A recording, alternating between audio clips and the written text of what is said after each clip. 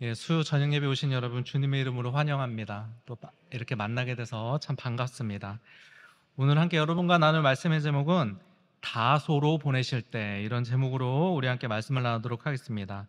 자, 오늘 우리가 읽은 이 본문의 말씀이요, 사도행전 9장 18절부터의 말씀인데요. 오늘 본문, 우리가 오늘 읽은 본문 바로 앞에 보면은 핍박자였던 사울이 예수님을 만나는 장면이 나와요.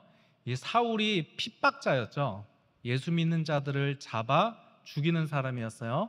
근데 다메섹에 예수 믿는 사람들 잡으려 가는 길에 예수님을 만나게 됩니다. 예수님을 만나는 장면이 나오고요. 이렇게 예수님을 만난 사울은 눈이 멀어 아무것도 보지 못하게 됩니다. 그렇게 사흘 동안 먹지도 못하고 보지도 못했던 사울을 하나님이 아나니아를 통해 안수하심으로 사울의 눈을 뜨게 하시는 장면이 오늘 우리가 읽은 본문 바로 앞의 내용이에요. 그러니까 사흘 동안 보지도 못하고 먹지도 못했던 사울의 눈이, 그 비닐이 아나니아의 안수를 통해서 벗겨지면서 다시 보게 됐다는 거예요. 자, 이렇게 사울이 눈을 뜨자마자 무슨 일을 하였는가? 눈 뜨고 나서 한 일이 이제 오늘 본문에 나옵니다. 18절 말씀 볼까요? 앞에 자막을 보시면서 18절 말씀 보니까요, 우리 18절 말씀을 우리 다 같이 읽겠습니다. 시작. 곧 사울의 눈에서 비늘 같은 것이 떨어져 나가고 그는 시력을 회복하였다. 그리고 그는 일어나서 세례를 받고. 자, 사울이 다시 보게 됐어요. 다시 보게 된 사울이 가장 먼저 한 일이 지금 무엇이라고 나와 있어요? 네, 세례를 받았다는 거예요. 근데 세례를 받을 때 그냥 받지 않고 여기 지금 어떻게 받았다고 말하고 있어요? 일어나서 세례 받았다고 하죠. 자, 여러분 한번 상식적으로, 제가 여기 있다가 밖으로 나갔으면은, 누군가가 제 행동을 글로 쓰면은 그냥 김도민 목사가 밖으로 나갔습니다, 이렇게 쓰지, 밖으로 나갔다는 그 모습을 일어나서 밖으로 나갔습니다, 이렇게 말하지 않는단 말이죠. 그렇죠? 그런데 이 사울이 지금 일어나 세례를 받았다, 뭐 일어났겠죠? 근데 이건 일어나 세례를 받았다는 것은, 굳이 이렇게 표현을 한 것은 진짜 일어난 동작을 말하는 것이 아니라 뭔가 결단을 했다는 표현인 거예요. 그러니까 사울이 예수를 믿지 않는 자였죠. 예수님을 이단으로 생각했던 자인 거예요. 그랬던 사울이 예수님을 만나고 그의 눈에 비닐이 벗겨지고 눈을 뜬 다음에 세례를 받기로 결단을 했다는 말씀이 이 오늘의 본문의 말씀인 것입니다. 자, 사울이 세례 받기로 결단했습니다. 이거는 뭔가 심경의 변화가 있는 거잖아요. 뭔가 결단이 있었던 거잖아요. 자, 그럼 여러분, 세례란 무엇이죠? 세례의 의미, 그 세례는 뭐 머리에 물을 끼얹고 이런 행위를 말하는 게 아니라 무슨 의미가 있는 거예요? 이게 무슨 의미예요? 뭐 맞는 말씀 하시는 것 같아요. 예, 잘 아시네요. 예, 잘 아시네요. 예, 여러분, 구약 성경에 세례를 상징하는 사건이 있어요. 이거 아시나요? 예. 구약의 어떤 사건이 세례를 상징하는 거예요. 그 사건이 무슨 사건이냐면은, 예, 아닌 것 같아요. 발음이 틀렸어요. 살짝 나왔는데, 홍해가 갈라지는 사건이 세례를 상징하는 거예요. 자, 여러분, 그 고린도전서 10장 1절부터 2절에 보니까 이런 말씀 있습니다. 제가 읽을게요. 형제자매 여러분, 바울이 하는 말이죠. 나는 여러분이 이 사실을 알기를 바랍니다. 우리 조상들은 모든 구름의 보호 아래 있었고 바다 가운데를 지났습니다. 이게 무슨 사건을 말하는 거예요? 홍해가 갈라지는 사건이에요. 자, 여기 지금 보니까 1절에 보니까 모든 구름의 보호 아래 있었다고 하죠. 이스라엘 백성들이 홍해를 건널 때 뒤에서 애국 군대가 막 쫓아오잖아요. 그러니까 잡히잖아요. 그러니까 구름 기둥이 어떻게 했어요? 애국 군대와 이스라엘 사이를 못 오게 갈라놨죠. 그러니까 구름의 보호 아래 있었고 그 다음에 바다 가운데를 지나갔잖아요. 이게 홍해 사건이죠. 2절 말씀 볼까요? 그 다음 절 고린도전서 10장 2절에 보니까요, 이렇게 그들은 모두 구름과 바다 속에서 세례를 받아. 여기 지금 나와 있죠? 그러니까 이스라엘 백성들이 홍해를 건너는 사건이 세례를 상징적으로 보여주는 거예요. 자, 요 부분에 대해서 잠깐 설명을 드리면, 여러분 앞에 그림 한번 보여주시겠어요? 이스라엘 백성들이, 여러분 왼쪽에부터 보면은 애굽의 노예로 있었죠. 그쵸, 알고 있죠. 애굽의 노예로 있다가 이스라엘 백성들이 출애굽한단 말이에요. 홍해 건너서 출애굽할 때 홍해 건너서 광야 생활하다가 광야 40년 생활하다가 그 다음에 어디로 들어가요? 가나안 땅에 들어간단 말이죠. 자, 이 모든 여정이 우리의 구원의 여정을 담은 거예요. 이게 구원이라는 것이, 이거 설명하면 끝도 없지만 간단하게 설명드리면, 구원을 여러분 나 예수 믿어서 천국 가 이걸로 생각하면 안 돼요. 구원이라는 것은 나 예수 믿고 하나님의 자녀가 이미 되셨죠. 예수님 믿으니까. 이건 이미 과거, 이미 구원 받았잖아요. 우리 예수 믿어 자녀 되었잖아요. 하나님의 자녀. 그쵸? 거듭났잖아요. 이건 과거란 말이에요. 예수 믿어 하나님의 자녀가 되고, 그리고 자녀답게 변화되고, 지금 우리가 지금 하고 있는 거죠. 신분은 자녀인데 우리의 수준은 자녀가 아니잖아요. 그러니까 신분으로는 하나님의 자녀인데 우리의 수준은 아직 죄인이란 말이에요. 수준은. 그래서 우리의 수준을 하나님의 자녀답게 끌어올리는 것을 어려운 말로 뭐라고 그래요? 성화다, 거룩해지는 것이다, 이렇게 말하죠. 이게 지금 우리가 이루어야 할 구원이에요. 지금. 그래서 현재적 구원이라고 하는 거예요. 들어보셨죠? 그래서 이미 하나님의 자녀가 돼요. 과거적 구원, 그리고 이제 자녀답게 살아가는 싸움을 하는 현재적 구원. 근데 여기서 끝이 아니에요. 우리가 나중에 예수님 재림하실 때 우리 몸이 부활하여 완전히 변화된 새 몸으로 변화된단 말이에요. 예, 여러분 천국은 육체를 가지고 가는 곳인 거 아시죠? 예, 우리 사도신경에 맨 마지막에 뭐라고 고백해요? 맨 마지막 사도신경 맨날 고백하잖아요. 몸이 다시 사는 것과, 그 다음에 뭐예요? 영원히 사는 것을 믿습니다 라고 하잖아요. 영원히 살기 전에 몸이 다시 산단 말이에요. 진짜 몸, 부활한단 말이에요, 여러분. 예, 천국은 영이 가는 게 아니에요. 예, 천국은 영이 가는 게 아니라 부활한 몸을 가지고 가는 곳이에요. 좀 다른 얘기로 좀 빠졌는데, 그러면은 지금 돌아가신 분들, 예수 믿고 돌아가신 분들 천국 갔어요, 안 갔어요? 지금까지 못 들으셨습니까? 아직 안 간 거예요. 여러분, 만약에 천국에 갔다면 예수님 다시 오시는 건 우리가 알죠? 그럼 뭐하러 오세요? 예수님 왜 오세요? 아니, 이미 천국 갔는데 뭐하러 오시냔 말이에요. 쓸데없이. 뭐하러 오시는 거예요? 예수님 재림하실 때? 예수님 처음 오실 때는 우리를 대신하여 십자가 달려 죽기 위해 오셨고, 초림 때는, 재림 때는 심판주로 오시는 거예요. 심판하러. 다 아시죠? 아는데 정리가 안 돼서 그래요. 다 아시는 거예요. 심판주로 오시는 거란 말이에요. 자, 심판주로 마지막 재림의 날 오신다는 말은 아직 심판이 일어났다는 거예요? 일어나지 않았다는 거예요? 안 일어났다는 거예요. 아직 천국 간 거 아니에요. 천국은 예수님 재림하실 때 모든 육체가 부활한단 말이에요. 그때 가는 거예요. 그때 몸을 입고. 아셨죠? 그래서 우리가 천국에 가면은 만나죠. 근데 여러분 한번 생각해 보세요. 저도 중학교 때 천국에 간다고 했을 때 영이 가는 줄 알았어요. 영이. 이거 되게 추상적이에요. 여러분 생각해 보세요. 영이 간다는 말이 얼마나 추상적입니까? 나중에 만나요. 근데 영이 만나. 권사님의 영같이 영이 만나. 이게 뭔 말이에요 도대체? 그래서 여러분, 천국이나 지옥의 고통을 정신적인 고통으로 여기는 사람도 있어요. 진짜로.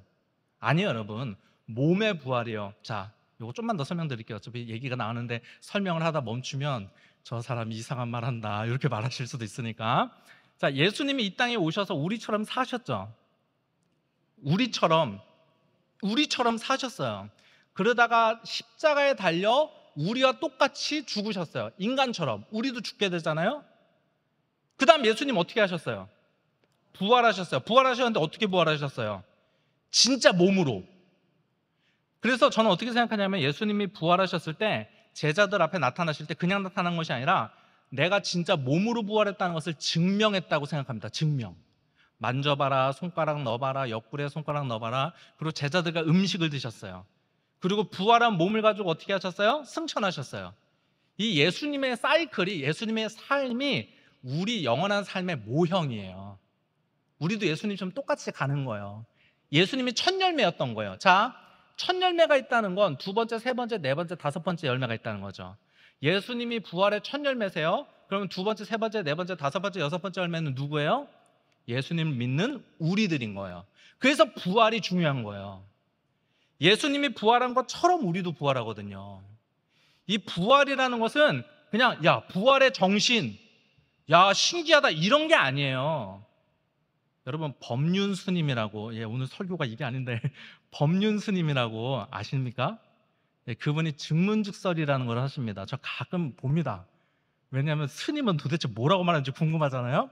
그래서 이제 듣는데 그분이 어떤 대답을 하시는데 부활에 대해서 얘기하더라고요. 예수님의 부활. 스님이 예수님의 부활에 대해서 얘기를 하시는데 뭐라고 하시느냐? 그 스님이 말씀하시기를 맞다는 말이 아닙니다. 그래서 제가 말씀드리는 거예요. 예수님의 부활은 예수님이 진짜 부활했다는 것이 아니라 예수님을 핍박하고 예수님의 정신을 억압하고 예수님을 십자가에 못 박기까지 했지만 그 예수님의 사상과 예수님의 마음과 예수님의 정신은 못 박을 수 없었다는 거예요. 그게 부활 정신이라는 거예요. 그래서 이 시대 우리가 부활 신앙을 갖는다는 것은 진짜 우리가 부활한다는 것이 아니라 예수님을 핍박하고 억압하고 예수님을 박해하려 했지만 그 예수님의 생각을 멈출 수 없었고 예수님의 정신은 끊어지지 않았던 것처럼 우리도 우리 인생에 수많은 어려움이 있지만 그것을 이겨내고 고통을 이겨내는 것이 부활 신앙, 부활 정신이라는 거예요. 맞아요, 틀려요? 은혜가 되십니까? 아멘 하셨습니까 혹시? 이게 잘못됐다고 여러분. 여러분 부활은 부활 정신이 아니에요. 진짜 몸의 부활이에요. 자 보세요. 예수님의 제자들이 증언하는 거예요. 예수님 십자가 달려 죽으셨지. 우리 죄를 위해 죽으신 거야. 근데 그분은 죄가 없으셔. 죄가 없는 증거가 뭔지 알아? 부활하셨어. 죄 없으면 죽음이었거든요. 원래 죽는다는 것은 죄 때문에 죽는 거거든요. 예수님이 부활하셨다는 것이 죄가 없는 분이라는 것이 증명되는 거거든요. 예수님 그래서 살아나셨어. 그럼 사람들이 물어보겠죠? 야 그걸 어떻게 믿어? 그러면 제자들이 뭐라고 하겠어요? 내가 봤어. 그러면 사람들이 뭐라고 하겠어요 여러분? 너 헛것을 본 거야. 너 환상을 봤겠지 이러겠죠? 그러니까 예수님이 제자들에게 나타나셔서 뭐 하셨어요? 만져봐라 하셨어요. 환상이 아니었다니까. 진짜 몸의 부활. 왜냐하면 예수님이 어떤 모습으로 부활하느냐가 중요하거든요. 우리도 똑같이 부활하거든요. 많이 돌아왔습니다. 자, 구원이라는 것은 이렇게 우리가 하나님의 자녀가 되고 이미 구원받았으면 이미 자녀가 된 거니까 과거적 구원, 그리고 이제 예수 믿는 자답게 자녀답게 살아가는 현재적 구원, 그리고 마지막 몸의 부활이 있는 주님의 심판의 날까지 가야 구원의 완성이에요. 그때 몸의 부활이 있어야 구원의 완성이에요. 지금 구원의 완성이 안 된 거예요. 구원이 좀 어렵죠, 내용이. 구원이 시작은 되었지만 아직 완성은 안 된 거예요. 이런 상태에 있는 거예요. 지금 끝을 향해 달려가고 있지만 시작은 됐지만 아직인 거예요. 그래서 그 중간 지점에 있는 거예요. 더 이상 설명하지 않겠습니다. 분위기가 갑자기 급격하게 너무 안 좋아져서 지금 분위기가 너무 무겁습니다. 자, 이게 구원이에요. 그래서 여러분, 자, 이게 상징이에요. 이 표가. 그러니까 구원에 대한 구원의 여정이라고 해야 돼요. 구원은 나 예수님 믿고 천국 가 이렇게 단편적으로 말하면 안 되고 구원의 여정. 예수를 믿어 하나님의 자녀가 돼 하나님의 사람답게 닮아져 가며 그 다음에 하나님의 구원이 완성될 때까지 가는 거, 이 여정이란 말이에요. 이 애굽의 노예, 광야 생활, 그리고 가나안 땅 들어가는 것까지가 모두 우리의 구원의 여정을 그림으로 보여주는 거예요. 구약 성경은 보통 그래요. 그림으로 보여줘요. 자, 여러분 잘 보세요. 이스라엘 백성들이 출애굽하기 전에 애굽의 노예였죠. 자, 너무 돌아가서 애굽의 노예였죠. 자, 예수 믿지 않는 사람들이 지금 어떤 상태예요? 예수님 믿지 않는 불신자들. 이 애굽의 노예였던 이스라엘 백성들의 상태가 바로 불신자를 상징하는 거예요. 이스라엘 백성들이 바로의 종, 바로의 노예였던 것처럼 예수 믿지 않는 사람들은 지금 마귀의 종, 마귀의 노예인 상태인 거예요. 죄의 종인 상태예요. 예수 믿지 않는 사람은 죄의 종이에요. 자, 예수 믿지 않는 사람들이 죄를 짓고 싶어서 죄를 짓는 걸까요? 그렇게 생각하겠죠? 아니에요. 죄를 지을 수밖에 없는 거예요. 죄에 끌려다니는 거예요. 예수를 믿는다는 것은 자유인이 되는 거예요. 죄의 종이었던 우리가 해방되는 거예요. 아니, 나는 여전히 죄를 짓는데 무슨 죄의 자유냐? 자, 자유라는 것은 무엇이냐? 내가 죄를 지을 수도 있지만 거절할 수 있는 게 자유예요. 우리 자유인이란 말이에요. 예수 믿지 않는 사람들은 죄에 끌려다닐 수밖에 없어요. 죄의 종이에요. 근데 우리는 이제 어떤 상태가 되었어요? 자유인으로 죄를 거절할 수 있는 자가 된 거예요. 거절해야 되는 거예요. 거절 안 할 수도 있지만. 이게 구원인 거예요. 구원을 여러 가지로 설명할 수 있어요. 근데 잘 보세요. 애굽의 노예였던 이스라엘 백성들이 출애굽해요. 근데 출애굽할 때 무엇을 건너요? 홍해를 건넌단 말이죠. 자, 여러분, 이스라엘 백성들이 애굽의 노예였는데 애굽의 노예 바로의 손아귀에서 탈출해야 되는 거예요. 근데 이스라엘 백성들의 힘으로는 탈출을 못 하잖아요. 인간의 힘으로는 탈출이 안 돼요. 그래서 하나님이 어떻게 하세요? 애굽의 10가지 재앙을 빵 때리고 출애굽, 바다를 건너게 하심으로 하나님이 끄집어내신단 말이에요. 이스라엘 백성들이 나오는 게 아니라 이스라엘 백성들을 하나님이 끄집어내시는 거예요. 이게 구원인 거예요. 이게 홍해를 건너는 사건이에요. 그러니까 왜 홍해를 건너냐? 하나님이 끄집어내시는 거예요. 요즘 새벽에 아브라함 하는데 아브라함도 갈대아 우르에서 우상 숭배자였단 말이에요. 근데 그가 하나님을 부른 것이 아니라 하나님이 그를 일방적으로 선택해서 우상 숭배자였던 아브라함을 일방적으로 끄집어내셔서 가나안 땅에 들어가게 하고야 마신단 말이죠. 이게 구원인 거죠. 그래서 구원을 은혜라고 하잖아요. 그래서 광야 생활 들어가는데 광야에 딱 들어가니까 하나님이 두 가지를 주시죠. 무엇을 주세요? 율법과 성막을 광야에서 주시죠. 그러니까 하나님을 믿는 자녀가 된 다음에 말씀대로 살아야 되고 율법 그리고 성막 예배 드리는 삶을 살아야 되는 거예요. 이런 상징이에요. 이 정도로 설명하고 넘어가겠습니다. 자, 보세요. 홍해를 건너는 사건의 세례입니다. 자, 그러면은 이 사울이 세례를 받기로 결심했는데 세례가 무엇인지를 살펴보려면 이스라엘 백성들이 홍해를 건너는 사건을 잘 살펴보면은 세례가 무엇인지를 알 수 있겠죠? 세례 진짜 의미. 자, 한번 보세요. 여기가 광야예요. 제가 있는 이곳이 광야. 그리고 제가 이쪽을 보는데 여기 앞이 이 애굽의 땅이에요. 이 사이에 홍해가 있어요. 이스라엘 백성들이 여기서 광야로 와야 돼요. 근데 하나님이 홍해를 가르셨죠. 그럼 제가 여기서 본다고 했을 때, 자 보세요. 여기서 이스라엘 백성들이 건너오는 거예요, 홍해를. 그러면 애굽 땅에서 홍해를 들어가기 전에는 사람이 걸어오다가 갈라진 홍해 바다로 들어가서, 실제로 바다에 들어가는 건 아니지만 갈라진 그 바다 땅을 걸어가니 들어간단 말이죠. 바다에 들어가는 것처럼 보일 거 아니에요. 제 입장에서 보면 바다에 들어가서 걸어서 나오는 게 보이는 거죠. 이게 세례예요. 자, 세례는 무엇이냐? 나의 옛사람이 물에 빠져 죽고 새 사람이 되어서 나오는 거예요. 이게 세례입니다. 로마서 6장 4절 말씀 볼까요? 로마서 6장 4절을 보니까 세례에 대해서 말합니다. 그러므로 우리는 세례를 통하여 그의 죽으심과 연합하여, 예수님의 죽으심과 연합하여 그와 함께 묻혔던 것입니다. 예수님의 십자가와 함께 우리가 죽은 거예요. 나는 여기 살아있는데 누가 죽었단 말이죠? 나의 옛사람, 예수 믿기 전에 나의 속사람. 겉사람은 지금 아직 있어요. 우리는 겉사람은 그대로예요. 겉사람은 나중에 예수님 재림하실 때 변화된단 말이에요. 새 몸으로. 속사람이 변화되는 게 먼저예요.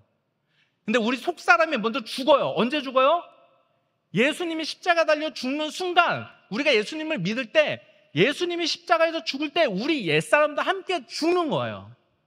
갈라디아서 2장 20절, 내가 그리스도와 함께 십자가에 못 박혔나니, 내가 십자가에 못 박혔대요. 여기서 말하는 나는 누구예요? 나의 옛사람, 예수 믿기 전에 나. 죄를 좋아하는 나는 십자가에 못 박혀 죽은 거예요. 계속 로마서 6장 4절 말씀 보니까요, 그의 죽으심과 연합함으로써 그와 함께 묻혔던 것입니다. 그것은 그리스도께서 아버지의 영광으로 말미암아 죽은 사람들 가운데서 살아나신 것 같이, 예수님이 부활하신 것 같이 우리도 또한 새 생명 안에서 살아가기 위함입니다. 세례라는 건 무엇이에요? 자, 세례라는 것은 다른 말로 하면 예수님을 믿는다는 것은 나의 옛사람이 예수와 함께 십자가에 못 박혀 죽고 예수와 함께 새 사람으로 살아가는 것을 세례받는 것이요, 예수 믿는 것으로 말하는 것입니다. 이게 세례받는 거예요. 그리고 예수님 믿는 거예요. 자, 그러니까 본문으로 돌아가서 사울이 세례를 받았다는 것은 무슨 말이에요? 사울이 무슨 결심을 했다는 거예요? 과거에 사울은 죽었습니다. 이전에 예수님을 만나기 전에 사울은 죽었습니다. 예수와 함께 나는 십자가에 못 박혀 죽었습니다. 이제 나는 거듭난 새로운 사울입니다 라는 고백을 지금 하고 있는 거예요. 자, 여러분 예수님 믿으시죠? 자, 예수님 믿는다는 것이 무엇이죠? 자, 우리 교회 다니면 예수님 믿는 것이냐? 그냥 나 예수 믿어 이렇게 말하면 예수님을 믿는 것이냐? 아닙니다, 여러분. 예수님을 믿는다는 것은 예수 믿기 전 나의 옛사람은 죽고 새 사람으로 살아가는 것을 예수님을 믿는다고 말하는 것이에요. 새로운 존재로 다시 태어나는 게 예수님을 믿는 거예요. 그냥 그런 상징이 아니라 진짜인 거예요. 내 속사람이 거듭난 거예요. 그래서 니고데모와의 대화에서 예수님이 너 다시 태어나야 된다, 거듭나야 된다. 그랬더니 니고데모가 못 알아듣잖아요. 엄마 뱃속에 다시 들어갑니까? 근데 육신의 다시 태어남을 말하는 게 아니에요. 우리 속사람이 새로운 존재로 다시 태어나야 되는 것이 구원이라는 것을 말하는 거예요. 고린도후서 5장 17절 말씀 보니까 앞에 자막했습니다. 누구든지 그리스도 안에 있으면, 이 말은 구원받은 사람이 그리스도 안에 있는 사람이에요. 구원받은 사람은 예수 믿으면 예수 믿는 그는 새로운 피조물입니다. 새로운 존재예요, 여러분. 어떤 사람이 예수 믿지 않다가 예수님 믿잖아요? 그럼 그 사람은 새로운 존재가 된 거예요. 이거 예수 믿는 거 놀라운 일입니다. 옛것은 지나갔습니다. 보십시오. 새 것이 되었습니다. 새 사람이에요. 그러니까 여러분 잘 보세요. 예수 믿으면 변화해야 될까요? 변함이 없어도 될까요? 예수 믿으면 반드시 변해야 되는 거예요. 이게 예수 믿는 거예요. 자, 여러분 한번 생각을 해보세요. 예수를 믿어요. 예수를 믿는다는 것은 내가 새로운 존재로 거듭났다는 것인데, 나 예수님을 믿는데 변화된 것이 없어요. 세상 사람들과 똑같아요. 예수 믿는 걸까요? 이게 예수 믿는 거라고 생각하십니까? 예수 믿는 사람인데 교회에서는 예배를 드리고 막 기도하는데 살아가는 게 세상 사람들과 똑같아요. 사고방식, 일하는 방식, 생각하는 그 방식이 세상 사람들과 똑같아요. 이거 예수 믿는다고 할 수 있을까요? 안 믿는 거예요. 구원받은 사람 아니에요. 그렇게 보셔야 돼요. 진짜 예수를 믿는 사람은 그렇게 살 수 없어요.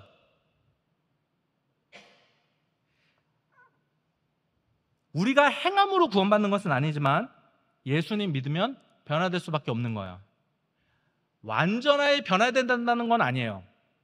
변화는 천천히 되는 거예요. 그러나 변화가 있어요. 제가 20살 때 예수님 처음 만났습니다. 저는 모태신앙이었습니다. 어릴 때 물론 어머니 지갑에서 도둑질은 조금 했지만 그건 이제 어릴 때 얘기고, 제가 중학교 올라간 이후로 그렇게 문제된 삶을 살지 않았습니다. 교회 신앙생활 열심히, 초등학교 때 다 도둑질 한 번씩 하잖아요. 안 하셨어요? 뭐 학원비 띄워먹고 이런 거 안 하셨습니까? 뭐 속해드릴 때 성도들 지갑에서 돈 좀 훔치고 안 하셨나요? 죄송합니다. 갑자기 분위기가 안 좋아지네요. 처음에 초등학교 때는 그랬는데 뭐 중학교 때부터는 난 착하게 살았어요. 그리고 모태신앙이니까 신앙생활 계속 잘했어요. 근데 예수님을 만나지는 않았어요. 근데 20살 때 예수님 만났어요. 대학교 떨어졌다고 발표하는 날, 그날 만났어요. 그날 수예배를 갔어요. 마음이 찹찹했습니다. 그래서 기도를 하고 싶더라고. 평생 통성 기도를 안 했거든요. 뭐 예수님 만나지도 않는데 무슨 통성 기도입니까? 묵상 기도만 하는 거죠. 예. 그날 기도하고 싶더라고, 통성으로. 수요예배 끝나고 통성으로 기도하고 돌아갔거든요. 그날따라 생전 처음 주여 삼창에 그렇게 하고 싶었어요. 그래서 목사님이 설교를 되게 길게 하셨는데 언제 기도하지? 마음이 답답하니까. 예, 그날 마음이 답답해서. 근데 이제 기도를 했어요. 그때 하나님을 만났어요. 하나님을 만나고 제 삶이 180도 달라졌어요. 나중에 말씀드릴 기회 있으면 또 말씀드릴게요. 제가 달라졌다는 증거가 뭔지 아십니까? 저희 형이, 저보다 4살 많은 형이 있거든요. 저희 어머니한테 이랬대요. 저희 어머니가 저에게 말해줬어요. 엄마, 동빈이가 변했어. 여러분, 형제끼리 이런 말 하는 거 아닙니다. 형제끼리 이런 말 안 합니다. 동생이 변했어. 그것도 뭐 20대 초반에. 동빈이가 변했어. 이랬어요. 제가 봐도 제가 달라졌어요. 예배가 너무 은혜가 됐고요. 제가 그때 11시 대예배 드렸거든요. 청년부 예배가 따로 뭐 이렇게 정확하게 막 있는 그런 데가 아니었어요. 어른 예배 드리는데 그렇게 은혜가 됐어요. 하나님을 만나면 하나님을 만나는 시간, 또 내가 사랑하는 하나님에 대해서 알려주는 말씀 시간이 정말 너무나 귀한 거예요. 그 시간이 너무나 기뻤어요. 찬송가를 부르고 하는데 그 찬송가가 너무 은혜가 됐어요. 제가 행하던 모든 것들이 뭐 죄는 아니에요. 당구가 죄는 아니잖아요. 당구, 고등학교 때 당구 막 재미 들렸었는데 당구 끊었어요. 죄는 아니에요. 당구 치는 게 무슨 죄입니까? 근데 이런 생각했어요. 나 하나님의 종이 될 건데 하나님이 기뻐하실까를 생각했어요. 자, 우리가 어떤 일이 있을 때 죄냐 아니냐 물어보죠. 이거 죄야? 여러분, 그거는 참 소극적인 자세예요. 자, 부모님의 말씀에 순종한다. 이거는 소극적인 자세예요. 적극적인 자세는 뭔지 아세요? 부모님의 마음을 기쁘시게 해드린다는 거예요. 여러분, 신앙생활도 똑같아요. 하나님 만나잖아요. 옛날에는 이거 죄야? 이거 죄 아니야? 요걸 따졌는데 하나님을 만나면 하나님이 기뻐하실까를 생각해요. 저는 제가 목회자가 돼야 되는데 다른 거에 집중하는 걸 하나님이 기뻐하지 않는다고 생각했어요. 그렇다고 제가 완벽하게 산 건 아니에요. 그것만 그랬어요. 그것만 다 했는데 하나만 꽂혀가지고. 제가 중고등학교 때 넥스트라는 그룹을 좋아했어요. 대중가수 신해철이라고. 아무도 모르는 얘기를 저 혼자 죄송합니다. 신해철이라는 가수 아시나요? 지금 이제 세상을 떠나게 됐는데 그 신해철이 인도하는 넥스트라는 그룹인데 락 그룹이에요. 되게 좋아했어요. 콘서트도 따라가고 그랬어요, 고등학교 때. 근데 노래를 끊었어요. 지금은 그렇게 신앙생활 하진 않아요. 그때는 약간 극단적으로 더 생각했어요. 하나님만 찬양해야지라고 생각을 했어요. 그때는 하나님을 처음 만나서 순수한 마음에 그렇게 했어요. 여러분, 예수 우리가 믿고 세례 받았다면, 예수님 믿는다면 반드시 변화되어야 되는 줄 믿습니다. 사울이 세례 받았어요. 예전에 사울은 죽고 이제 새로운 사울로 거듭난 거예요. 그럼 사울이 어떻게 살았을까요? 실제 거듭났으니까. 20절. 그런 다음에 그는 곧, 세례 받은 다음에 그는 곧 여러 회당에서 예수가 하나님의 아들이심을 선포하였다. 곧바로 전도하는 거예요, 이 사울이. 메시지가 불안해지시죠? 전도하라는 메시지 나오면 좀 부담스러운데 그런 건 아니에요. 좀 길게 볼게요. 사람들이 사울의 전도를 듣고 어떻게 하는가? 21절. 그 말을 듣는 사람들은 다 놀라서 말하였다. 이 사람은 예루살렘에서 예수의 이름을 부르는 이들을 마구 죽이던 사람이 아닌가. 그가 여기 온 것도 그들을 잡아서 대제사장에게로 끌고 가려는 것이 아닌가. 사람들이 황당한 거예요. 어제까지 예수 믿는 사람 잡아 죽이던 사람이 예수는 하나님의 아들이시다 선포하는 거예요. 그러니까 얼마나 황당하겠습니까? 사람들이 막 당황을 하는 거예요. 그러자 사울이 더 힘을 내서 전도합니다. 22절.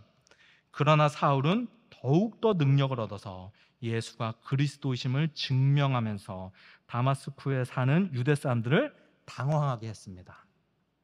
더 힘을 내서 전도하는 거예요. 능력 얻어서. 그런데 반응이 어때요? 사람들이 예수님을 믿은 것이 아니라 그냥 당황을 하는 거예요. 뭐 복음을 받아들이고 이런 게 아니에요. 심지어 유대인들이 사울을 죽이려고 합니다. 23절. 여러 날이 지나서 유대 사람들이 사울을 죽이기로 모의하였는데, 사람들이 막 죽이려고 하니까 사울이 어떻게 하냐. 25절. 야반 도주를 합니다. 25절. 그러나 그의 제자들이 밤에 사울을 광주리에 담아서 성 바깥으로 달아내렸다. 이렇게 밤에 야반 도주를 하는 거예요. 자, 그런데 이 사울의 열정이 여기서 멈추지 않습니다. 예루살렘에 가서도 복음을 전해요. 28절 29절 말씀 쭉 볼까요? 28절 29절. 우리 28절 29절 말씀 우리 다 같이 한 목소리 읽겠습니다. 시작. 그래서 사울은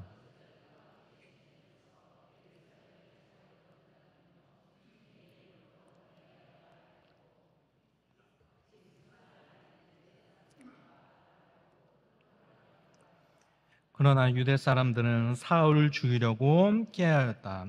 자, 사울이 예루살렘에 가서도 복음을 담대하게 전하는 거예요. 근데 여기서도 사람들의 반응이 어때요? 복음을 믿는 것이 아니라 사울을 죽이려고 했던 거예요. 그래서 사울이 결국 어떻게 하냐?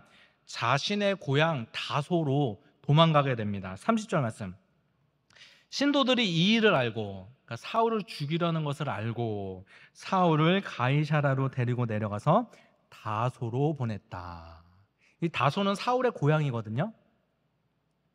그러니까 사울의 고향으로 보내면은 안전하겠다 싶은 거예요.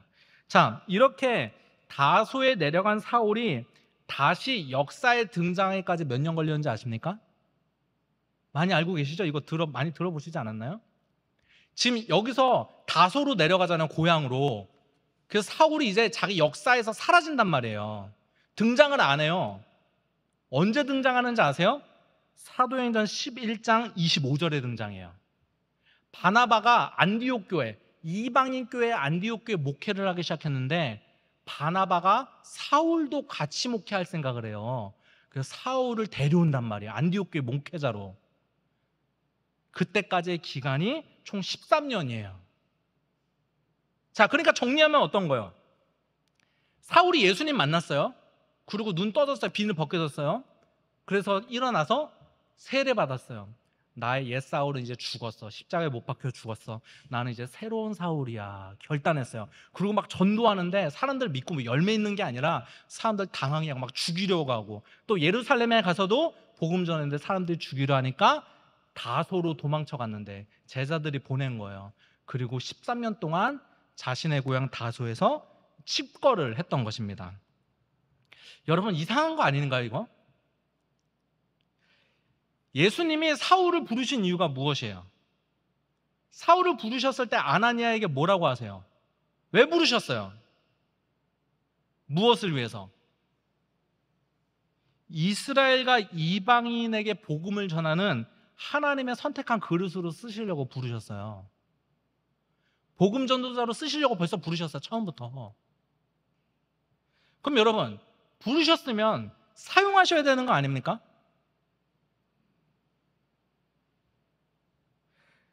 이방인 선교사로 불러놓고 왜 미래 유망한 청년을 고향에서 아무것도 하지 않고 13년 동안이나 기다리게 하셨단 말이에요? 자, 여러분 한번 보세요. 지금 사울의 상태가 어떤 상태죠? 사울은 예수님을 만나고 극적으로 변화되었지만 얼마 전까지만 해도 예수님을 믿는 자들을 핍박하는 핍박자였습니다. 지금 말로 하면 사실 사울은 예수 믿은 지 얼마 안 되는 사람이에요. 화면 보이시겠어요? 자, 보세요. 예수를 믿어 하나님의 자녀가 되는 것과 내가 하나님의 도구가 되어 복음 전도자로 쓰임 받는다는 것은 다른 문제예요. 자, 구원은 하나님의 은혜로 거저 주시지만 하나님의 도구가 되어 쓰임 받기 위해서는 반드시 훈련이라는 시간이 필요한 거예요. 열정만 갖고 안 되는 거예요, 여러분. 그렇잖아요. 사울은 지금 초신자 같은 상태인 거예요. 그러니까 하나님이 지금 그를 다소에 보내셔서 하나님의 사람으로 만드시는 거예요. 자, 그럼 한 가지만 더. 그 훈련이 도대체 뭐냔 말이에요. 무슨 훈련 받은 거예요, 지금 13년 동안? 여러분, 사울의 입장에서 한번 생각을 해보세요. 하나님이 여러분을 어떤 곳으로 보내셨어요? 그곳에서 13년 동안 있으시겠어요, 여러분? 있으시겠냐고요, 여러분. 뭐하러 있냐고요, 우리가. 적당히 있다가 잠잠해지면 나가서 사역하면 되잖아요. 그렇잖아요. 그리고 예루살렘이 안 되면 다른 곳에 가서 사역하면 되잖아요. 근데 왜 사울이 13년 동안 고향 다소에 있었을까요? 왜? 하나님이 뭐 하지 않으셨으니까? 부르시지 않으셨으니까. 부르실 때까지 기다리는 거예요. 자, 본인 판단에는 충분히 사역할 수 있다고 판단할 수도 있죠. 그런데 하나님이 부르실 때까지 기다리시는 거예요. 그리고 13년이 지나 하나님이 바나바를 통해 사울을 안디옥 교회 공동 목회자로 부르실 때 나오는 거예요. 이게 13년 동안 했던 훈련인 거예요. 자, 오늘 말씀 좀 복잡한데 전체적으로 처음부터 보세요. 사울이 세례받았죠. 세례라는 것이 무엇이었어요? 나의 옛사람은 죽고 새 사람으로 거듭나는 것. 이게 세례라고 말씀드렸죠. 그러니까 사울이 세례를 받았다는 것은 어떻게 살기로 결심했다는 거예요? 내 뜻은 죽었습니다. 내 생각대로 사는 나의 과거의 삶은 죽었습니다. 이제 나는 하나님의 뜻대로 살겠습니다라고 결단했던 거죠.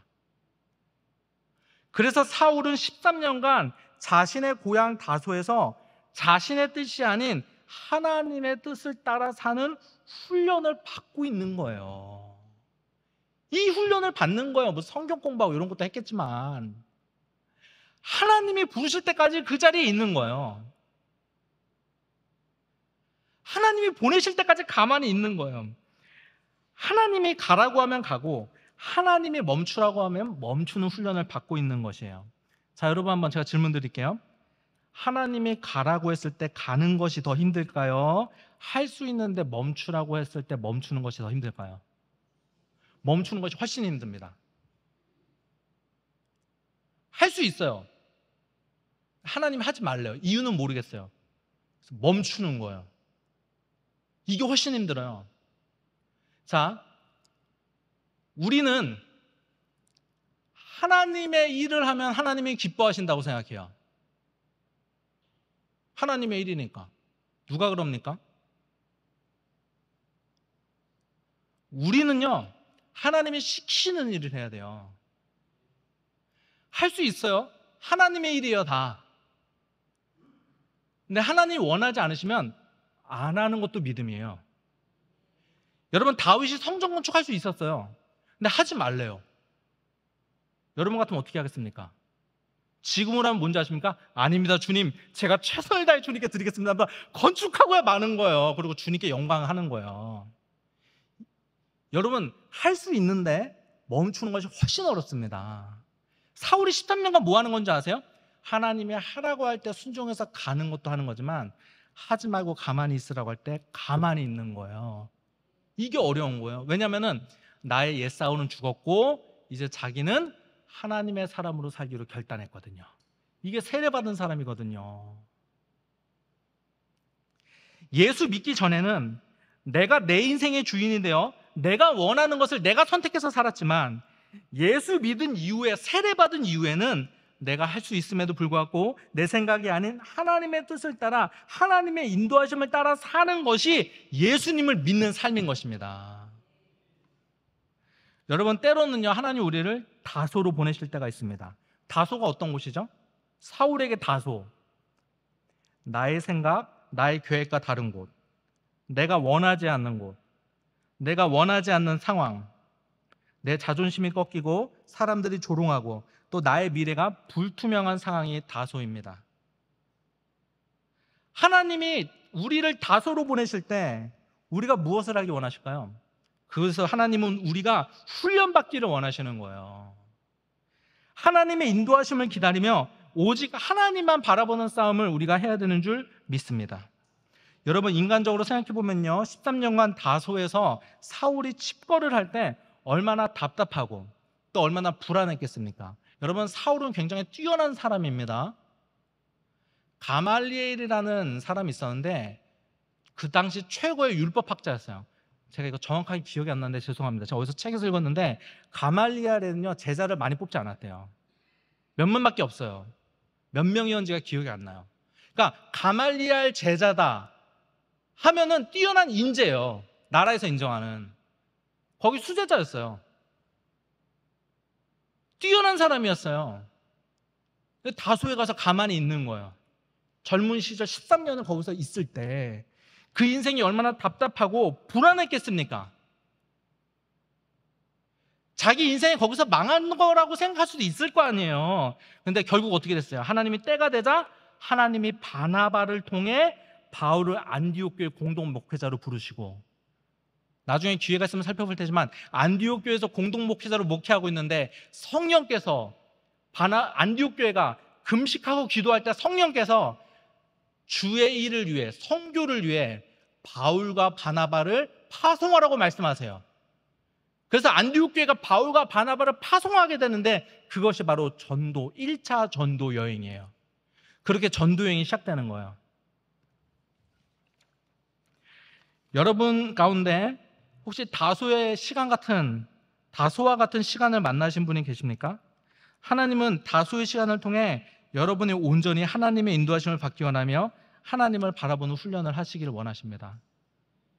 하나님이 말씀하신 것에 순종하고 하나님이 하지 말라는 것을 하지 않는 그런 싸움을 하기 원하십니다. 여러분, 신실한 주님을 바라보며 그 시간을 보내시기 바랍니다.